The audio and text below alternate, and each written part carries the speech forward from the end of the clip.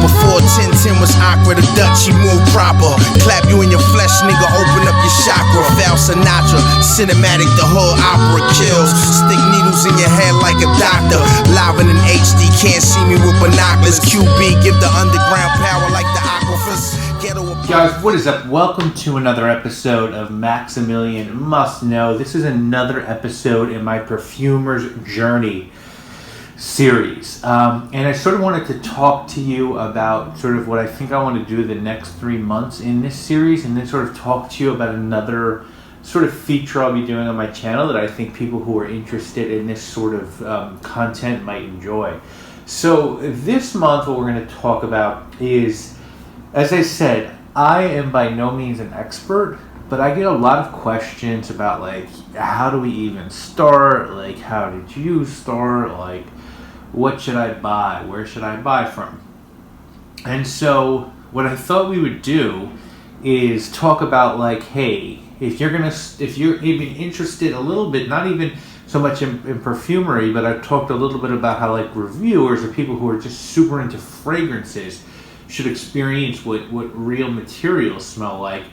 Well, then let's start with just 5 basic materials that you should have, that you should just pick up and smell.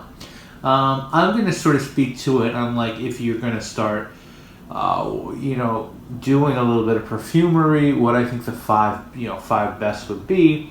But these are definitely, anyone who's super into fragrances, I feel like, should just sort of smell these materials. So what we'll do this month is we'll look at 5 natural materials that I think would be great to start out with. Then next month we'll look at 5 synthetic materials that I think, should be your sort of first 5 that you look at. These are just suggestions, of course. And then after we get through that, I'm going to show you guys all of the mods, basically, that I've been working on. So sort of all of the different things that I've been working on. I'm not going to obviously explain the formulas for each, but I'll just sort of briefly go through, every different thing that I've worked on. Another series that I want to let you know that I'll be doing, I sort of really like to have a monthly series on my channel and work on it each month. So, like, or quarterly, I should say, not a monthly, but each quarter. And so I started doing each quarter a starting lineup for the fragrances that I was wearing, that particular season. And then I added a feature to my channel where each quarter I go through top 5 fragrances in my collection that fit a certain category, like pepper fragrances or vanilla fragrances, and we're doing gourmand fragrances soon. And the third feature I'll be adding, so that each month has a different feature. One will be starting lineup, one will be top fragrances in my collection, and the third one will be, and it'll debut in August, is I will sort of explore a material that's used to make perfume. It might be natural, might be synthetic, but let's just pretend that material is rose. We'll talk about rose, we'll talk about the different types of synthetic and natural rose materials that are used to make perfume. We'll talk about the pricing, we'll talk about how they're used. We'll just deep dive into a material, and I think it'll be cool because it'll give people sort of a fisheye view into how, or just a deeper dive into the different materials that make up fragrances. So with all that said, let's get into the top, 5 natural ingredients I think everyone should get soon if they're interested in making some fragrances. So the first category, and you could pick any from these categories, but I really broke it down into 5 categories that I think you might want to start with. And the first category is a top note, and it's citruses. And guys, you're going to be surprised. There are so many citrus materials out there. It's not just orange and bergamot and lemon. I mean, there's pink and white, grapefruit, there's orange, there's sweet orange, there's bitter orange, there's all different types of mandarins, there's yellow and red mandarin, there's obscure sort of citrus fruits like yuzu and pomelo. There is there's materials that make up the tree that oranges come from, like neroli and petitgrain and bigarade, and there's different types of lemon, like sweet lemon and green lemon. You can go nuts with it. And then there's all sort of synthetics that just sort of mimic these and sort of have all the stuff that Ephra might not want in citrus fragrances removed. So you're going to look at citruses and you're going to go, oh my God, I don't know what to get. Well, I would actually start with bergamot just because it's something you see. It's not expensive. It's something you see in so many different fragrances. And this is the bergamot that I got. Now, this is from a website. If you guys remember, I did a video on a website. I actually don't even want to mention them, where they sold me a Fugazi essential oil. I just asked for a refund, and I wanted to send them back all the materials that they sent me, and they refused to do it. Not all the materials they sent me were bad, and in fact their bergamot was actually really good. It's nice and spicy, but I'm not going to recommend it to you. I'm just going to recommend you guys get bergamot, and there's so many good online suppliers of naturals like Eden Botanicals and White Lotus Aromatics, Camden Gray. We'll go through some of them a little bit later, but I think bergamot's good because, as I said, it's in so many different fragrances. It's really a nuanced citrus. It's orangey, but it's also got spicy elements to it. It just really peps up it gives life to any fragrance that you create. And again, it's not super expensive, so I think definitely getting some bergamot would be great. Of course, though, you could also get any sort of orange or grapefruit or really, with the exception of neroli. Neroli's not really a citrus. It's actually made from like a flower. But if you get any sort of citrus peel, it's not going to be super expensive. So you can sort of load up on them and have a nice array of citrus materials without breaking the bank. So bergamot's number one. The next category I think is important is spices and herbs. And again, guys, with spices and herbs, there's just, my God, guys, there's like cardamom and black pepper and red pepper and chili pepper and Sichuan pepper and allspice. There's sage, there's thyme, there's rosemary, there's cilantro, there's oregano, there's parsley, there's hyssop, there's juniper, there's angelica. Like, again, like, I'm not going through even close to everything. There's so many of these. What I would recommend, it's not really a herb, but it's a green note, is I'd get vetiver. And this is from Eden Botanical. It's a vetiver from Haiti. It's their Haitian vetiver. It's not super expensive. And I think it's good because it'll really give... it's a green note that provides a lot more than just green notes to your fragrance. It's sort of spicy, it's aromatic. Again, you can go so many ways with this. Like, I'd probably, if it was up to me and it wasn't my budget, I'd get a green note and a spice. I'd get like some cardamom too, probably. Vetiver isn't super expensive though. I mean, there are more expensive vetivers, but you can get a good vetiver for not a crazy price. And I think you'll see when we're done with this, you can sort of mess around with these 5 materials and have something that resembles a natural fragrance. But you'll want to look into something spicy or green to sort of, is either a top or middle note. Then there's the floral section, right? That's the third category. And guys, when it comes to florals, it's crazy, and this is where things can get super expensive. There's obviously a whole different type, whole entire catalog of rose autos and rose de mais and rose essential oils and rose absolutes and rose concretes. Same thing with jasmine. There's super high-end gardenia, like enfleurages nowadays. There's Baronia, there's carnation, there's champaca, there's osmanthus, there's lotus, and these can get super expensive. And so what a lot of especially designer companies do is they come up with accords that replicate these flowers. You're going to see, if you get into this heavy, a lot of the sort of chemical companies that offer fragrances like IFF and Firmenich and Robert Ted, they offer synthetic floral materials for much cheaper. But you're going to want a floral material, I think. I think you just want to start playing around with florals. Guys, I'd get a Lang-a-Lang. And this is a Lang-a-Lang complete, again, from Eden Botanicals. It's not super expensive, and Lang-a-Lang is great because it has a bunch of facets to it. It's sort of a white floral. It's also tropical. It's spicy. There's many different types of ylang-ylang. There's all different types of distillations. There's a ylang-ylang 1, 2, 3. There's a complete ylang-ylang, which is what I got. And it's just really nice because you can use it in so many different ways. As I said, you could use it sort of tropically. You could use it to make a fragrance spicy. You could use it to provide just a floral note to a fragrance that doesn't have that kind of freshness. And again, it's not super expensive and it's not going to break your bank. So I think it's a good one to start with.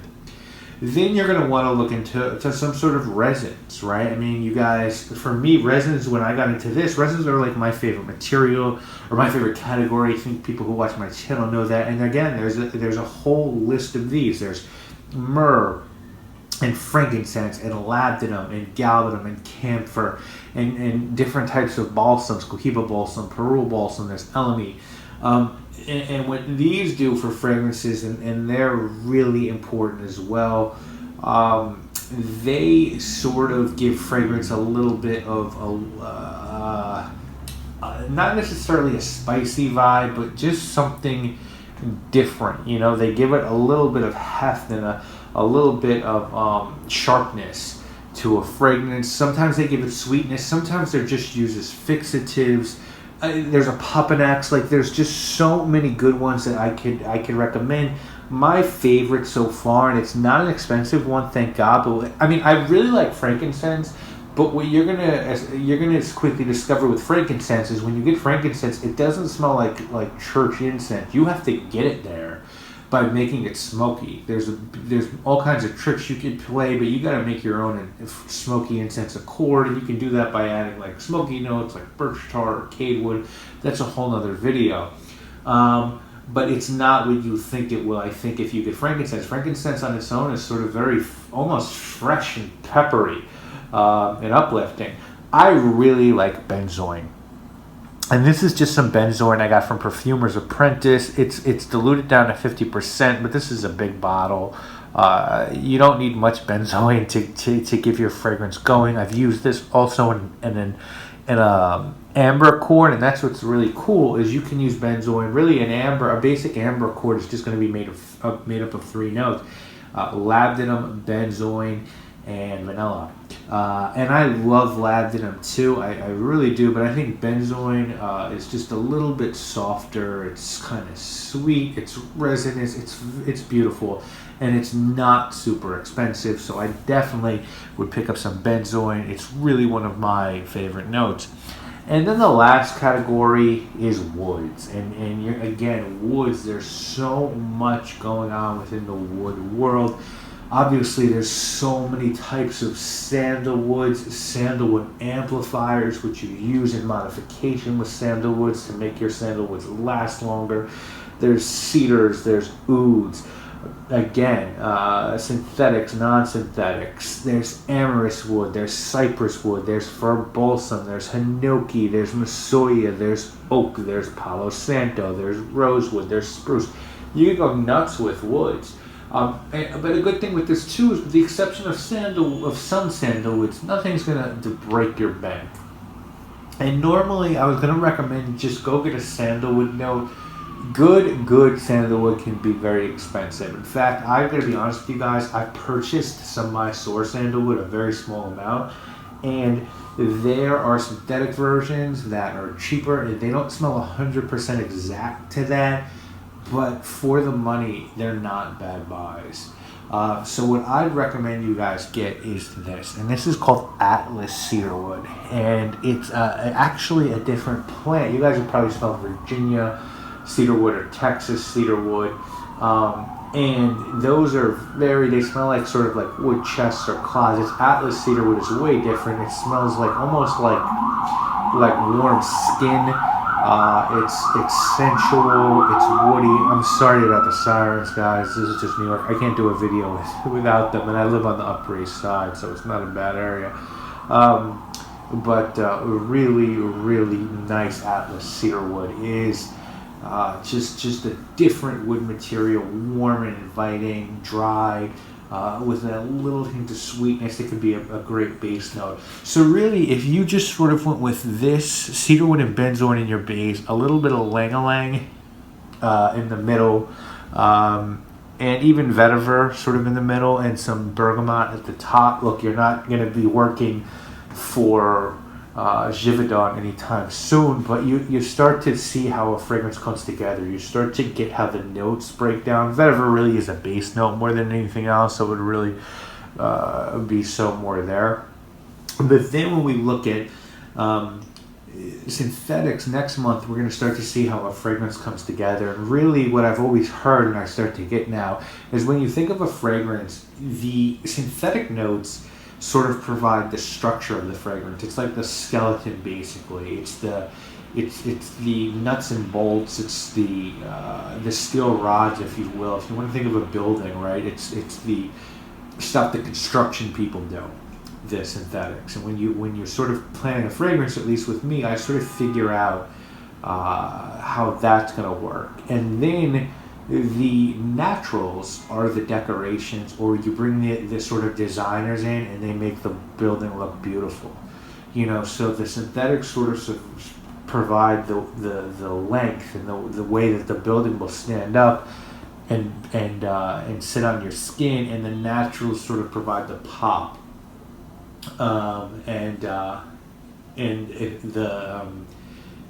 the way that people will sort of react to them.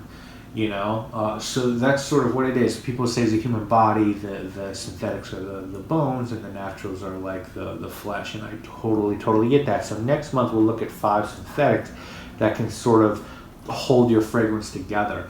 Now, with that said, I just want to say really quickly, there are all other kinds of naturals. I didn't mention, like, at some point you're probably going to want to get like some sweet stuff. There's all kinds of fun stuff you can get, like cognac and olive. I've definitely indulged in a bunch of those. Butter, I even got butter.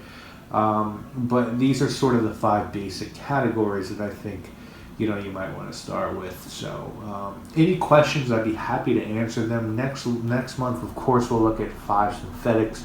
And I'm going to talk about, I didn't put vanilla into a category here, but vanilla is really important. But I think that most perfumers don't really use real vanilla, maybe dabs of it, but they usually use synthetic vanillas, and we'll definitely talk about them next month. So guys, that has been this month's video. As I said, next month, synthetic ingredients, 5 you should get. I hope you're enjoying this series. I'm definitely having fun doing all this stuff.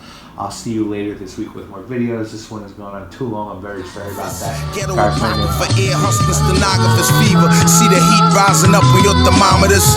Bars out of this world, they Andromeda. Nice with the llama body, these prima donnas. I'm a demigod, blow the semi-hard, you Sahaba.